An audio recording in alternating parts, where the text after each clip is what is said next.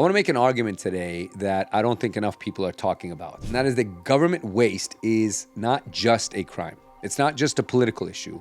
It's something that actually affects housing. And if you're trying to buy a home in California, anywhere, or anywhere in America, quite frankly, then you should care. You've probably seen Nick Shirley's videos everywhere, all over the internet, where he is investigating and exposing potential fraud here in California. Now, whether every one of these allegations is ultimately proven or disproven is not the point that I want to make today. The bigger point is this: when taxpayer dollars disappear because of fraud, waste, or abuse, those dollars can no longer solve the problems that they were originally intended to solve. And housing is one of the first places where we feel those consequences. Now, we're going to connect those dots, but before we do, let me reintroduce myself. My name is Arjun Dhingra. I've been in the mortgage industry for 25 years.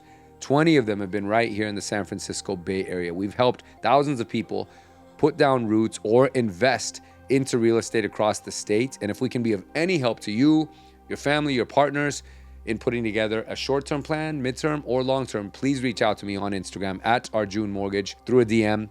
It is me that answers my phone and my messages directly. We'll set up a time to talk and put together something for you. And lastly, if you could do me a huge favor and please make sure to like this video and subscribe to our channel so that we can reach more people with content like this. This channel only grows by way of word of mouth, and it would mean a lot to me if you helped me in that cause. Okay, now back to today's topic. I think one mistake that people make is imagining housing as if it exists by itself. Developers build houses, people buy houses.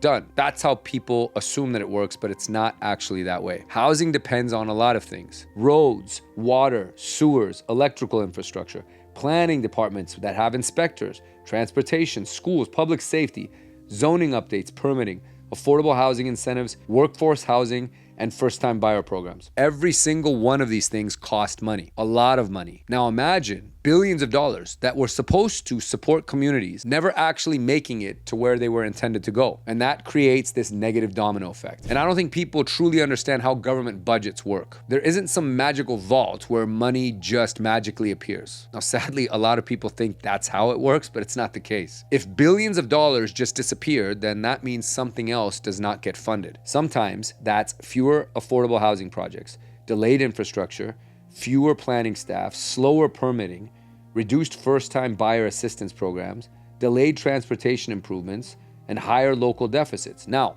ask yourself, what happens if we build fewer homes? Supplies stay low, demand remains high, prices increase. It's economics 101. And this is exactly why I say fraud is a housing issue. Now, California already, as a state, has one of the largest housing shortages in the entire country. We're already incredibly behind. We're already incredibly expensive. We're already struggling to build enough homes. The last thing that we can all afford is wasted money not going towards projects that they're supposed to fund, not actually solving the problems. Every dollar that is not spent in the way that taxpayers intended for it to be spent is a dollar that's not actually helping solve a problem. It's not actually helping create supply. And when supply doesn't grow, prices usually do. Now, some of you may write this off as right-wing conspiracy theory. There's no fraud actually taking place. Some might say there's way too much fraud. I think the answer is going to probably lie ultimately somewhere in the middle. And it's not a question or an issue or debate of Republicans versus Democrats. I know that somebody watching this is going to assume that this is a political video, and it's not. If a Republican were stealing taxpayer dollars, I would want them prosecuted. If a Democrat were stealing taxpayer dollars,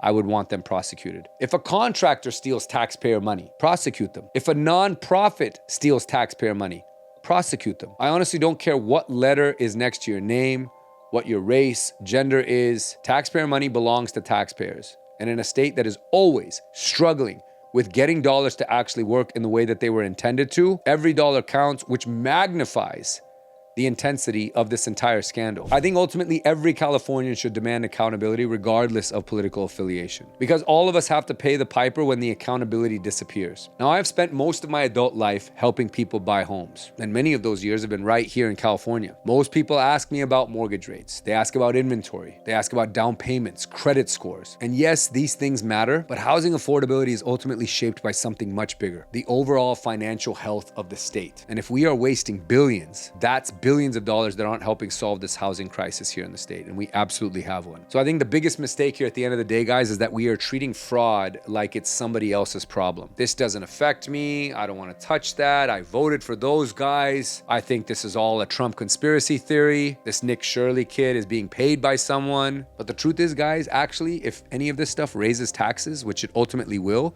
then it does affect you. So choosing to ignore it is not responsible.